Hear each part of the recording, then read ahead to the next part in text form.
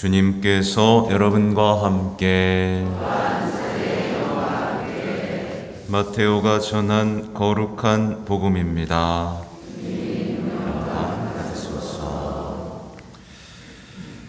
그때 예수님께서 제자들에게 말씀하셨다. 눈은 눈으로, 이는 이로 하고 이르신 말씀을 너희는 들었다. 그러나 나는 너희에게 말한다. 악인에게 맞서지 마라. 오히려 누가 내 오른뺨을 치거든 다른 뺨마저 돌려대어라. 또 너를 재판에 걸어 내 속옷을 가지려는 자에게는 겉옷까지 내주어라. 누가 너에게 1000걸음을 가자고 강요하거든 그와 함께 2000걸음을 가주어라. 달라는 자에게 주고 꾸려는 자를 물리치지 마라. 내 이웃을 사랑해야 한다. 그리고 내 원수는 미워해야 한다고 이르신 말씀을 너희는 들었다. 그러나 나는 너희에게 말한다. 너희는 원수를 사랑하여라. 그리고 너희를 박해하는 자들을 위하여 기도하여라. 그래야 너희가 하늘에 계신 너희 아버지의 자녀가 될 수 있다. 그분께서는 악인에게나 선인에게나 당신의 해가 떠오르게 하시고 의로운 이에게나 불의한 이에게나 비를 내려주신다. 사실 너희가 자기를 사랑하는 이들만 사랑한다면 무슨 상을 받겠느냐? 그것은 세리들도 하지 않느냐? 그리고 너희가 자기 형제들에게만 인사한다면 너희가 남보다 잘하는 것이 무엇이겠느냐?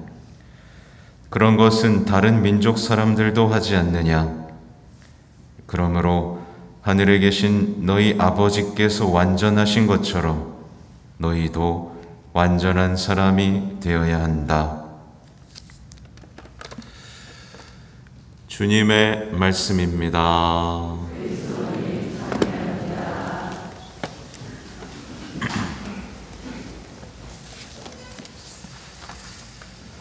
전미 예수님,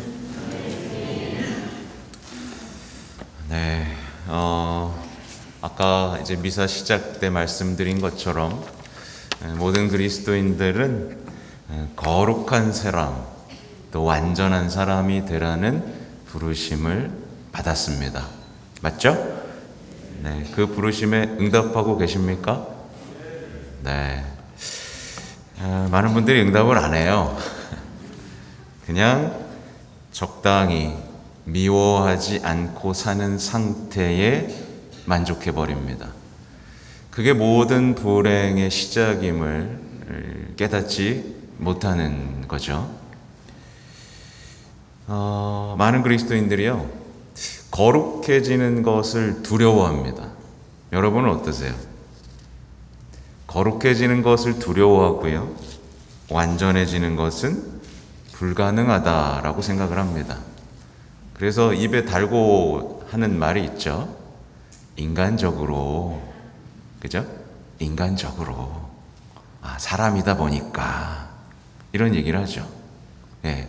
예수님은 근데 불가능하고 우리가 할 수 없는 것들을 시키셨을까요? 예.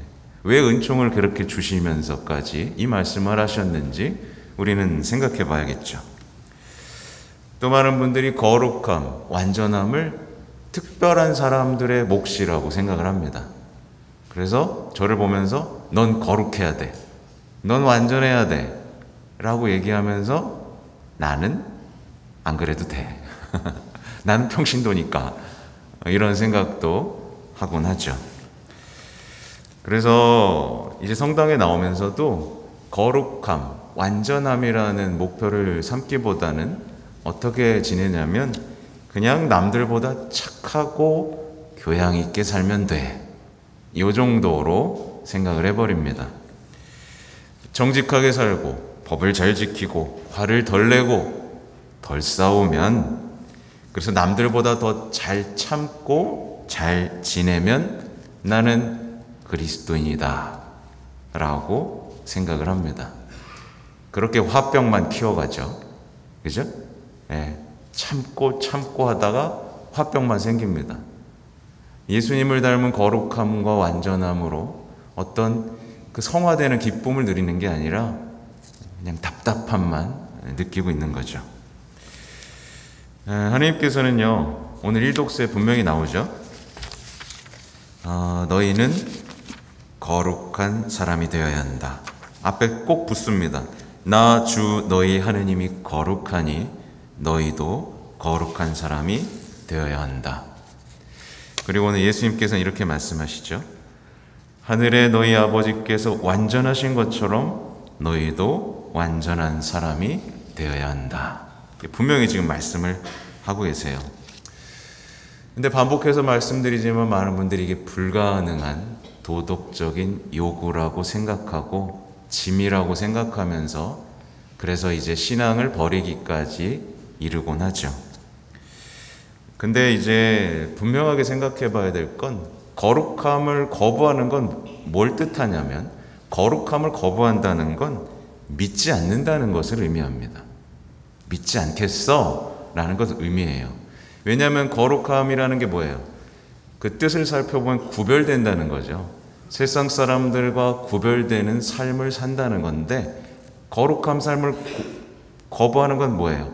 그냥 평범한 세상 사람들처럼 살겠다. 곧 믿지 않겠다. 난 평범한 행복을 추구하겠다. 라고 선언하는 거죠. 그러니까 그리스도인으로서 더 이상 살지 않겠다. 라고 선언하는 것과 같다라는 것을 우리는 알아야 됩니다. 근데 이제 계속 반복해서 말씀드리지만 많은 신앙인들이 이 덫에 걸려 있어요, 안 걸려 있어요? 난 평범하게 살 거고 평범한 행복을 누리고 싶어. 이 덫에 걸려 있어요, 안 걸려 있어요? 걸려 있죠. 그래서 거룩해지는 기쁨보다 세속적인 어떤 기도의 기쁨보다는 세상 사람들이 하는 것들을 따라하는 것에서 오히려 행복을 느끼고 있어요. 근데 우리는 알아야 됩니다. 거룩해지지 못하는 것이 가장 불행한 일이라는 것. 이걸 기억해야 됩니다. 남자, 여자 거룩하죠, 그죠? 여러분 모두 거룩합니다. 근데 남자와 여자가 거룩해지지 못한 상태에서 서로 사랑하면 어떻게 될까요? 모두가 경험하는 것처럼 상처와 아픔, 갈등만 일으키게 됩니다. 특히 부부는 거룩해져야 됩니다. 그래서 사람들이 보통 성격 차이 나서 못 살겠네 라고 하지만 이게 뭘 포기하기 때문에 생기는 일이죠? 거룩하고 완전한 어떤 사랑을 추구하지 않기 때문에 생겨난 일이죠. 아버지와 어머니도 마찬가지입니다. 아버지와 어머니는 어떻게 돼야 돼요? 거룩해져야 됩니다. 아버지와 어머니가 거룩해지는 걸 포기하면 가정이 무너집니다. 그죠? 그러니까 거룩함과 완전함을 포기하는 순간 우리는 사실 모든 것을 잃어버리는 거죠. 그래서 다시 한번 반복드리지만 거룩해질 필요가 없다 라고 생각하는 것이 곧 유혹입니다. 완전해질 필요가 없다라는 것이 곧 뭐예요? 불신과 죄의 시작인 거죠. 그래서 성당 나오면서 계속 이런 마음 상태 갖고 있다면 신앙의 신비를 체험해야 못해요? 못하는 거죠. 이제 제2독서로 넘어가면 이제 여러분이 하느님의 성전이고 하느님의 영께서 여러분 안에 계시다는 사실을 여러분은 모릅니까? 이게 여러분이 얼마나 거룩하고 거룩한 공동체, 거룩한지를 이제 알려주시는 건데요. 우리가 와 있는 성전 어때요? 거룩하죠? 거룩한 곳 맞죠? 네, 전 더 거룩하게 만들고 싶습니다. 들어왔을 때, 이곳은 거룩한 곳이구나 라는 것을 느끼게 만들고 싶습니다. 많은 분들이요, 성전에 들어오면서 거룩함을 느껴요, 못 느껴요? 못 느껴요. 만약에 거룩함을 느낀다면 옷차림부터 달라졌겠죠. 발걸음부터 달라졌겠죠. 그 거룩함이라는 것 앞에서 이렇게 단정한 옷차림과 어떤 예의를 갖춰서 들어오게 되어 있습니다. 근데 요즘엔 덜한데 예전에 보면 미사에 오면서 이제 등산복 입고 오고, 그렇죠? 거룩함과 상관없는, 시장 갈 때 옷과 상관없는 옷을 입고 오는 경우들이 있어요. 마찬가지로 여러분 한 사람 한 사람 모두 거룩하고요. 여러분의 가정도 거룩하고요. 여러분의 신심단체도 다 거룩합니다. 가장 거룩한 것 중에 하나가 여러분의 가정입니다. 그렇죠? 여러분의 가정이고 여러분이 간직한 성도 거룩합니다. 가장 거룩한 건 뭘까요? 뭐 가장 거룩하다는 표현이 좀 그렇지만 십자가보다 거룩한 게 있을까요?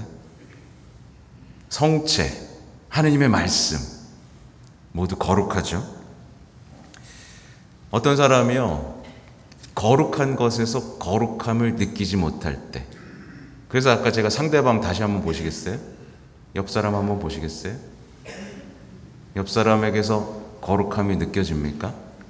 거룩해요. 왜냐하면 하느님의 성전이고 하느님의 창조물이기 때문에. 서로에게서 거룩함을 느끼지 못하면 이제 어떻게 되냐면 서로를 파괴하게 됩니다. 거룩함을 조롱하게 되죠. 그래서 실제로 우리들이 사용하는 말들 중에 뭐가 있어요? 거룩한 척하지 마, 이런 말을 하죠. 거룩함을 어떻게든 조롱하고 깎아내리고 파괴시키고 싶은 겁니다. 그래서 그 거룩함을 이해하지 못하면 신앙 공동체도 자신들이 거룩하다는 걸 모르면 어떻게 돼요? 쪼개지고 파괴되죠. 거룩하다면 하느님의 지혜로 그 거룩함을 지키기 위해서 어떻게든 사는데, 거룩함을 못 느끼면 인간의 지혜, 어떤 이권 다툼으로 순식간에 공동체가 무너집니다. 그러니까 거룩함이, 내 삶에서 거룩함을 느끼는 어떤 영적인 감각이 사라지면 그때부터 모든 것을 인간의 지혜로 해결하고 싶은 마음이 마음속에 들어옵니다. 그래서 이제 이 독서에 이 말씀이 있는 거예요. 이 세상의 지혜가 하나님께는 어리석음이기 때문입니다. 이 말이 여기 나오는 겁니다. 근데 이제 신앙인들 중에 삶에서 문제가 생길 때 여러분은 하느님의 지혜로 해결하세요? 인간의 지혜로 해결하세요? 삶에서 문제가 생겼을 때. 하느님의 지혜는 해결할 수 없을 것이라고 생각하면서 인간의 지혜를 찾는 풍조가 그리스도인들에게도 들어와 버렸습니다. 그래서 성당에 다니면서 많은 분들이 스님의 말씀을 찾아 듣고 감탄합니다. 손 들어보세요. 생각보다 많습니다. 하느님의 지혜를 믿지 않기 때문에 인간의 지혜에 감탄하는 겁니다. 스님의 말씀을 들으면서 맞아. 그래. 저렇게 살아야겠구나. 어떤 속 시원함을 느끼죠. 그리고 하느님의 말씀에 귀 기울이기보다는 전문 상담가들의 말에 귀를 기울이기 시작합니다. 특히 오은영 박사. 그죠? 어떻게 귀를 기울입니다. 어떻게 해결할 수 있을까? 하느님의 지혜는 관심도 없어요. 또 유명인의 강연에 감동해버립니다. 그 유명한 사람 있죠? 웃기는 사람. 그러면서 그게 마치 내 인생의 길잡이가 되는 것처럼 생각하죠. 만약에 지금 많이 웃었어요. 만약에 그런 사람이 있다면 어떤 사람이죠? 거룩함을 잃어버린 사람이고, 사실 하느님의 눈으로 볼 땐 어리석은 사람이 돼버린 거죠. 어리석은 사람이 돼버린 겁니다. 안타깝게도 오늘날 교회에서도요, 하느님의 지혜보다 인간의 지혜를 따르는 사람들이 더 많아지고 있는 겁니다. 기도, 말씀임보다 상담, 심리, 온갖 것들, 인간의 지혜가 더 우위에 놓여있는 상황이에요. 심각한 상황입니다. 근데 오늘 복음 말씀 들으셨을 때 어땠어요?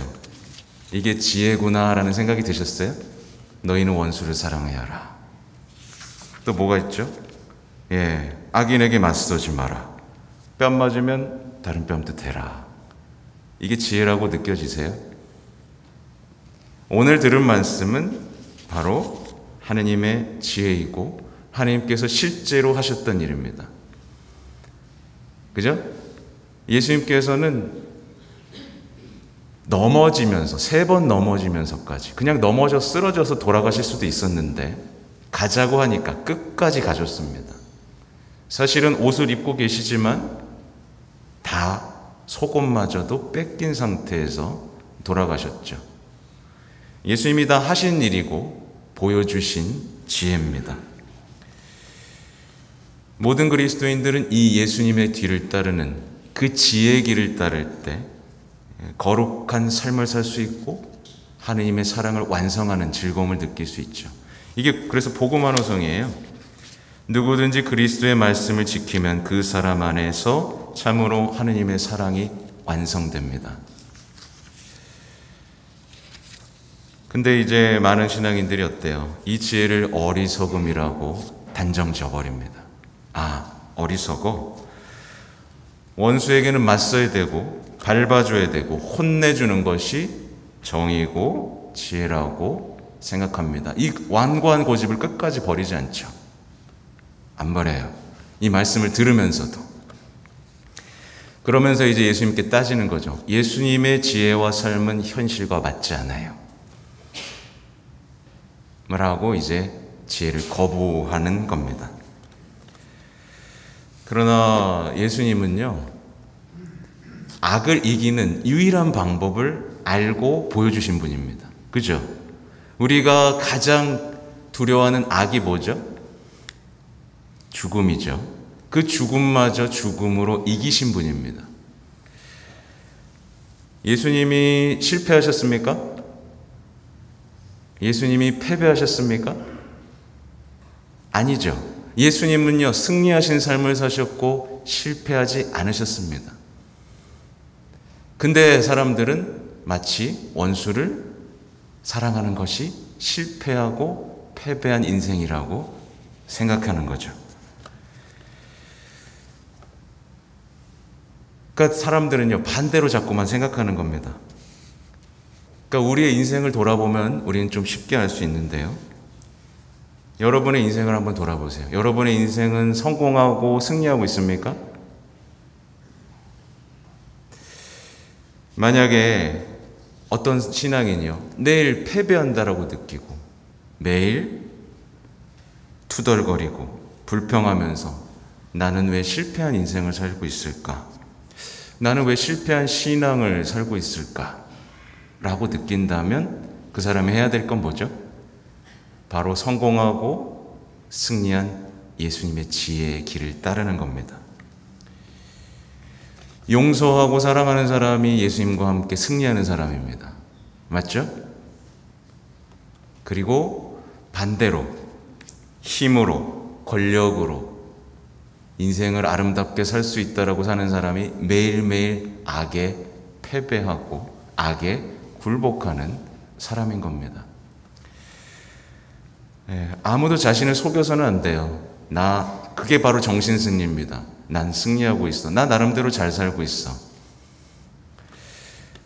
모든 그리스도인들은요, 예수님처럼 끝까지 사랑할 때 완전해지고 승리할 수 있습니다. 우리 가정을 보세요. 우리 가정이 수없이 지금 패배하고 실패하는 이유가 뭐겠어요? 이 승리의 공식을 외면하기 때문이겠죠. 물론 원수를 사랑하라는 이 부르심은 부담이 되는 것도 사실입니다. 그죠? 근데 우리는 이때 기도해야겠죠. 주님, 저에게 사랑을 선택하게 해주십시오. 주님, 제가 사랑할 수 있게 해주십시오. 주님, 제가 승리할 수 있게 해주십시오. 주님, 제가 완전하게 해주십시오. 그것도 어렵다면 누구한테 의탁하면 되죠? 바로 성모님입니다. 예수님을 완전하고 거룩하게 품에서 키우신 분이 성모님이라면 여러분도 안아서 키우실 수 있는 분이 바로 성모님인 거예요. 이것이 바로 성모님께 대한 참된 신심입니다. 성모님을 그저 다른 성인들과 비슷한 어떤 거에 놓고 그냥 성모님은 모범적인 신앙이라고 하는 게 바로 거짓 신심입니다. 여러분은 성모님께 의탁해야 되고 바로 하늘의 여왕이신 그분께 우리가 그리스도를 닮아갈 수 있는 그 힘을 청해야 됩니다.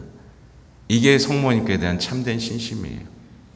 여러분이 성모님께 대한 참된 신심이 있다면 여러분은 거룩해질 수 있고 완전해질 수 있다는 자신감 속에서 신앙의 기쁨을 누리게 될 겁니다. 그리고 시작되겠죠. 가정에서 승리하고요. 내 직장에서 승리하고요. 내 공동체 안에서 승리하는 그 신앙의 신비를 맛보는 신앙이 시작되는 겁니다. 부디 거룩하고 완전한 그리스도인이 되시기를 바라겠습니다. 아멘.